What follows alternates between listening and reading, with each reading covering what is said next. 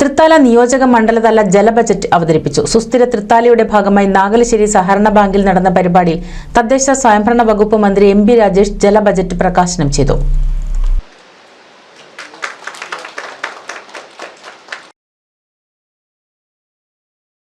ജലസംരക്ഷണ മുന്നൊരുക്ക പ്രവർത്തനങ്ങൾ ആവിഷ്കരിക്കുന്നതിന്റെ ഭാഗമായാണ് ജല ബജറ്റ് അവതരിപ്പിച്ചത്.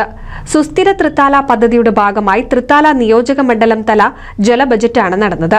തദ്ദേശ സ്വയംഭരണ വകുപ്പ് മന്ത്രി എം. രാജേഷ് ജല ബജറ്റ് പ്രകാശനം ചെയ്തു. കഴിഞ്ഞ ദിവസമാണ് അസംബ്ലി നിയമം പാസാക്കിയത്. ആ നിയമം അനുസരിച്ച് വ്യക്തിയുടെ സ്ഥാപനത്തിന്റെ ഉദ്യോഗസ്ഥരുടെ എല്ലാം ഉത്തരവാദിത്വം കൃത്യമായി നിർവഹിച്ചത്. ഈ വീഴ്ച വരുത്തിയാൽ വ്യക്തിക്കെതിരെ മാത്രമല്ല നടപടി, ബന്ധപ്പെട്ട ഉദ്യോഗസ്ഥന് നടപടിയുണ്ട്, തദ്ദേശ സ്ഥാപനത്തിനെതിരെ ഫൈൻ ചുമത്താം. അപ്പൊ നിയമം മാറിയിട്ടുണ്ട് എന്ന ധാരണ നമുക്ക് എല്ലാവർക്കും ഉണ്ടാവും. ആ നിയമമാണ് ഇനി നടപ്പാക്കുക. വിശദമായിട്ടുള്ള ചർച്ച അസംബ്ലിയിൽ വന്നു കഴിഞ്ഞിട്ടുണ്ട്. ഫൈൻ കുത്തനെ വർദ്ധിപ്പിച്ചിട്ടുണ്ട്.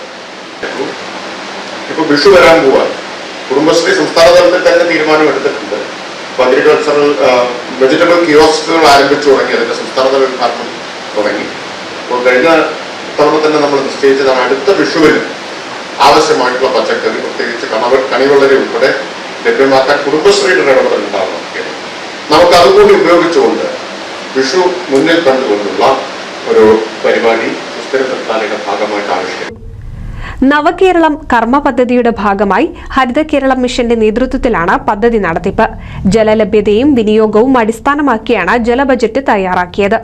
ജലവിഭവം, കൃഷി, മൃഗസംരക്ഷണം തുടങ്ങിയ വകുപ്പുകളെ ഉൾപ്പെടുത്തി പഞ്ചായത്തിലെ ജലസ്രോതസ്സുകളുടെ എണ്ണം, ഉപയോഗം, ലഭിക്കുന്ന വെള്ളത്തിന്റെ അളവ് തുടങ്ങിയ വിവരങ്ങൾ ബജറ്റിൽ ഉൾപ്പെടുത്തിയിട്ടുണ്ട്.